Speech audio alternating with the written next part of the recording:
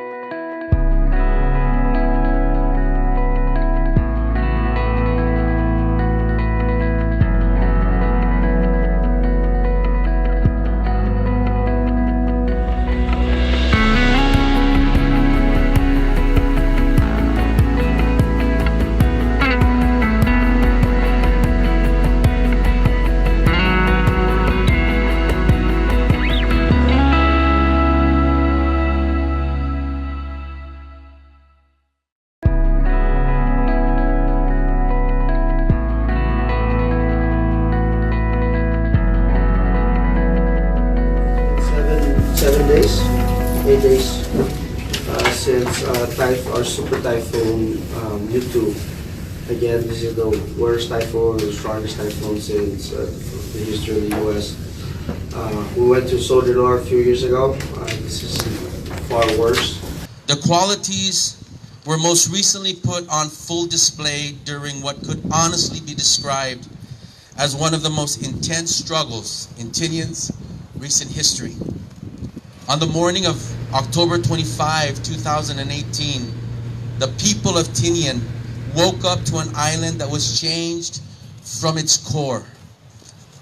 Whether it was homes, businesses, or belongings, each and every one of us lost something to Super Typhoon Yutu. And each of us faced a daunting personal battle to recover from the chaos and make sense of the uncertainty that Typhoon Yutu left behind.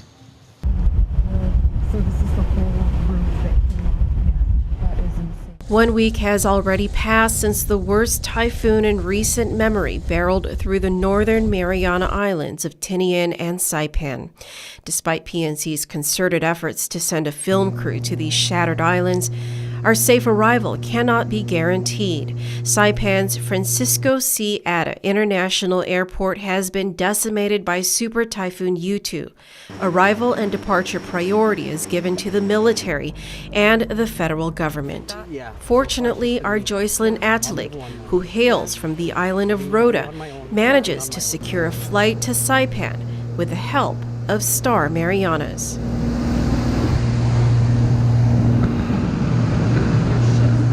But even with a week's passage, what we observe upon our approach from the air, it looks as though the crippling storm has just left the area yesterday. Could you tell us what it was like staring straight into the eye of Super Typhoon Yutu? Yeah, it was a lot worse than Typhoon Soledad, I'll say that much. And you know, a lot of the things that you see around here pretty much survived Typhoon Soledad. But then Yutu was a bit stronger. A lot more intense, a lot more damage, definitely. Oh, pretty much. Kind of like the things you see in the movies, you know. So it was like pretty much, yeah, like a tornado passed us or something, you know. Yeah, you know what happened? You know, this typhoon really took a long time. Not only 1 hour, but I think 8 hours it lasted. And then when at 1 o'clock exactly, we were watching it. 1 o'clock, our roof was gone already. And then their daddy, what do? They put him inside the aparador, the big aparador, because it's already leaking. All the water is coming in, and we just stayed at one corner, but water is pouring out, pouring down to us, and we are wet. And these guys, we put them inside just to make them safe. Yeah. thinking that there will be another one. Yeah. And it continues, like really terrible. Yeah. And I keep on praying. I said, my car. I was thinking of my car. Oh, my car, please. Yeah. It's still damaged. And after the typhoon, I was so thankful. I'm so grateful. Because look at the two posts. Right. That is right there. Right. So if that fall down like this, either our house or our car. Right. But it went down. And then the other one, the other post there, the Right. big one. Right. If this one came down here, our car just here, but you see, God is so good, spared us everything, and I really believe on prayers. On the night of October 24, 2018, the strongest cyclone to hit the northern Mariana Islands since 1968,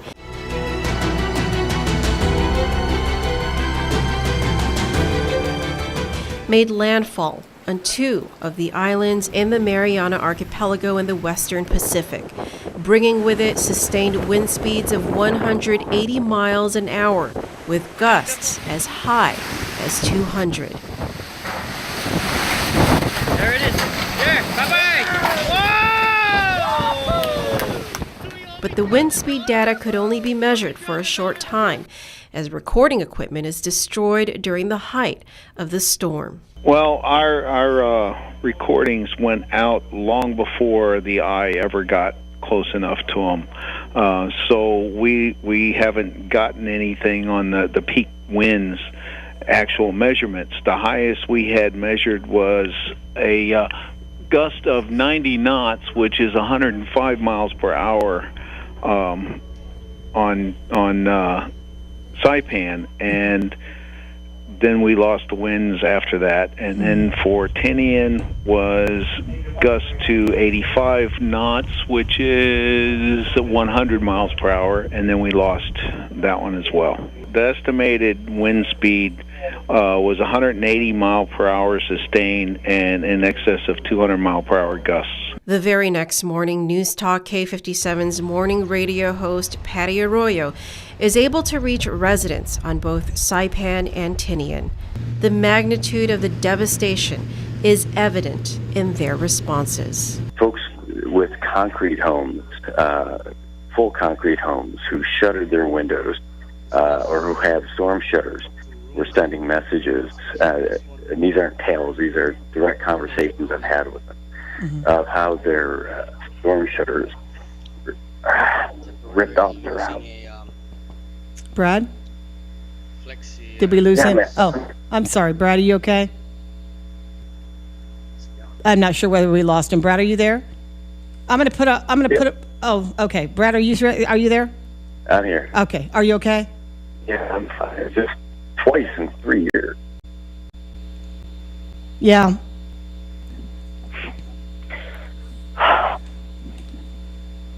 Pretty tough, Brad.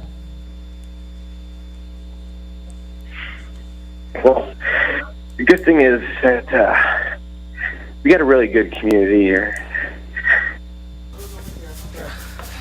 Yeah. There were a lot of scared people overnight who called the National Weather Service talking about how scared they were. I'll tell you what, we'll put you on a hold we had here. our friends too. They're calling us, messaging us. Yeah. Just trapped in their house.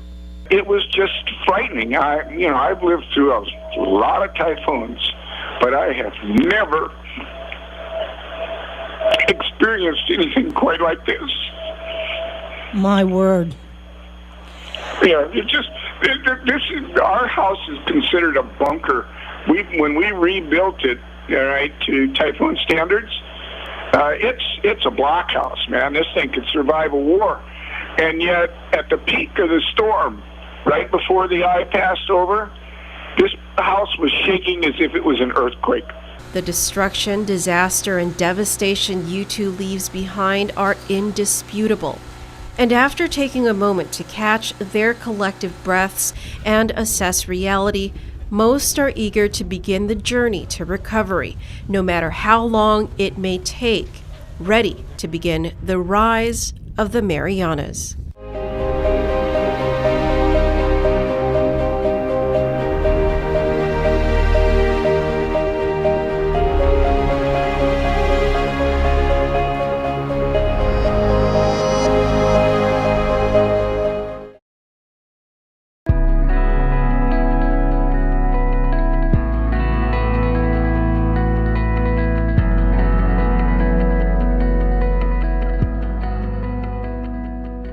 residents band together to clean up their neighborhoods.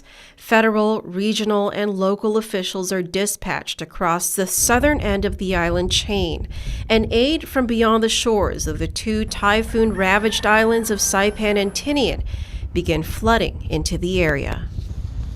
We knew that our recovery would be long and hard-fought, but what we couldn't expect was how much others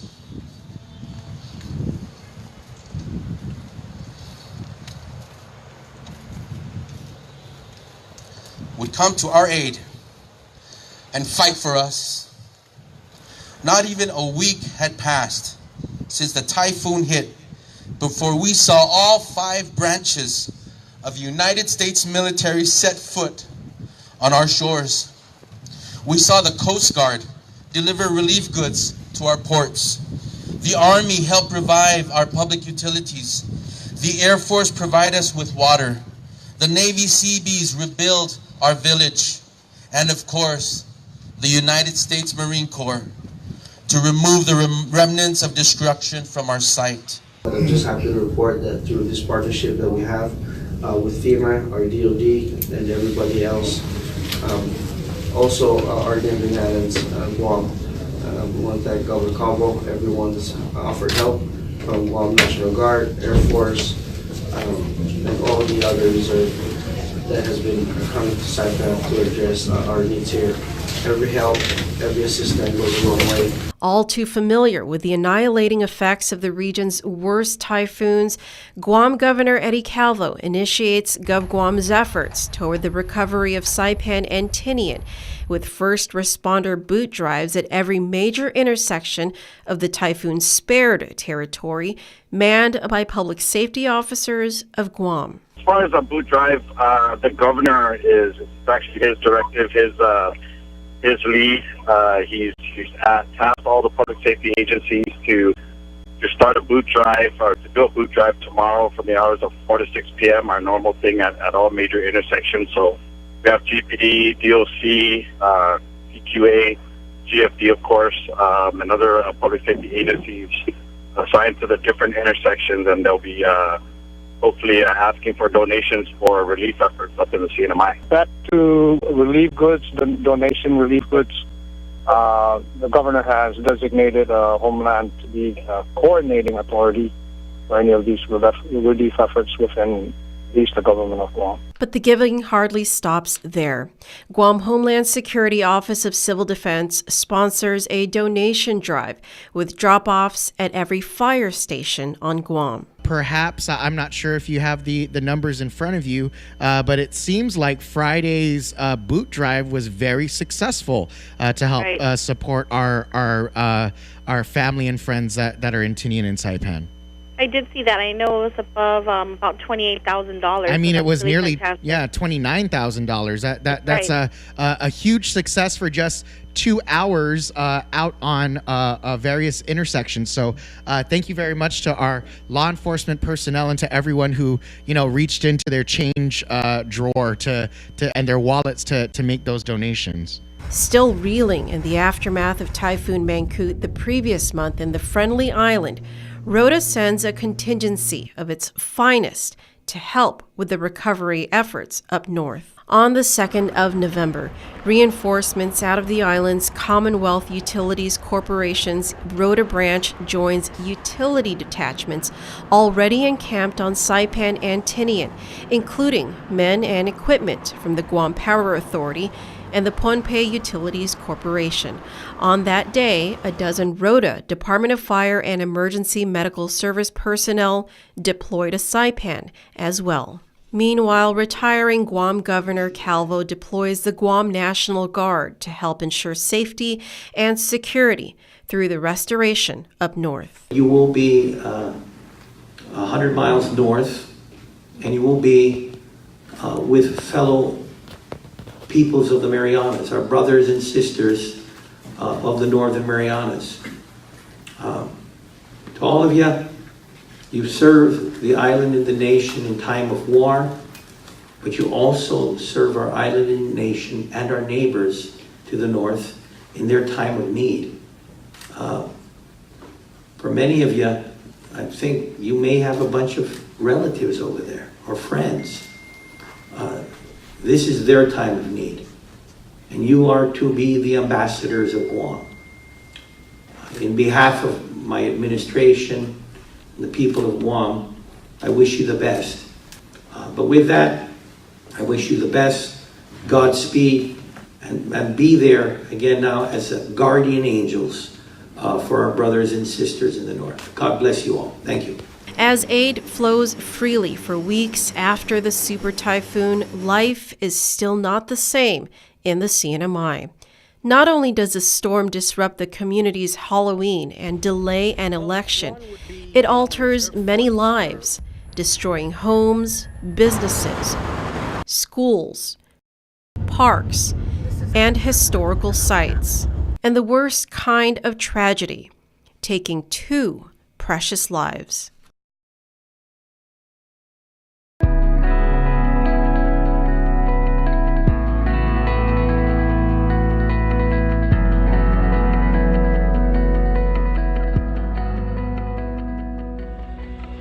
The only typhoon fatality reported so far is a 44-year-old local woman who sought shelter in an abandoned Chalankanoa village building that collapsed as the storm passed over Saipan. Buenas and Hafide, Gualsi Joycelyn and Atalig reporting for the Pacific News Center here on Saipan, and we are here for our second day of observing the aftermath of Super Typhoon Yutu and reporting to the Department of Fire and Emergency Management Services spokesperson Bobby Jean Tysican. There has been a confirmed death, a second death following Super Typhoon Yutu. According to Tysican, her units responded to the incident and declared death upon arrival, and her units have since transported the woman's body to CHC, that's the Commonwealth Health Center. Also, according to Tysican, DPS, that's the Department of Public Safety, is continuing to investigate this the incident, which as of right now is reported as a death by carbon monoxide poisoning from a generator used indoors in this very establishment behind me. As you can see, we still have caution tapes up along the establishment. Because much of what had been on the 2 islands is destroyed or completely lost, such as food, water, power, clothing, medical aid, infrastructure, and equipment, the supplies have to come from elsewhere.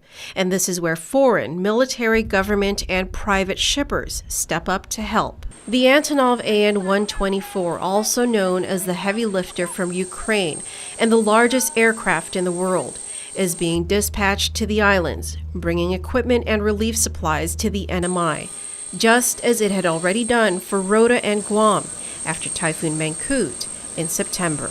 When cargo space runs out on these air and water transporters, Mayor of Rota, Ephraim Atalig, turns to the Okeanos, a Polynesian 50-foot double-hull canoe propelled by a massive sail and 2 engines that run on crude coconut oil. Various nonprofit, federal, and community organizations, as well as local businesses, come to the aid of the typhoon-ravaged islands and their journey to recovery.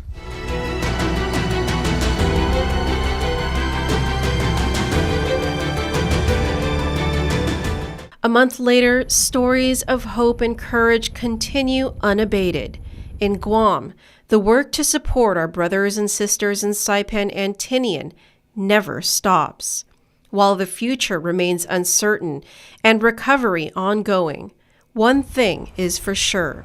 With the help of local and federal governments, nonprofits, business community, and most importantly, the unification of the people of the Marianas as one, we will rise.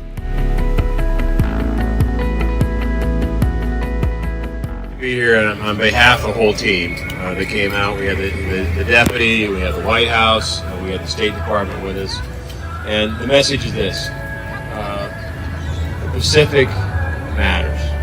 But it's about partnership in the United States, us together. And amidst all of this activity, we managed to forge friendships that are sure to last for years to come.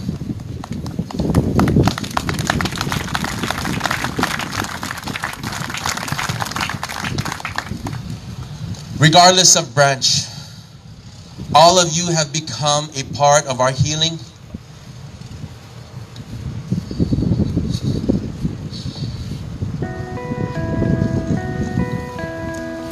And a part of our island.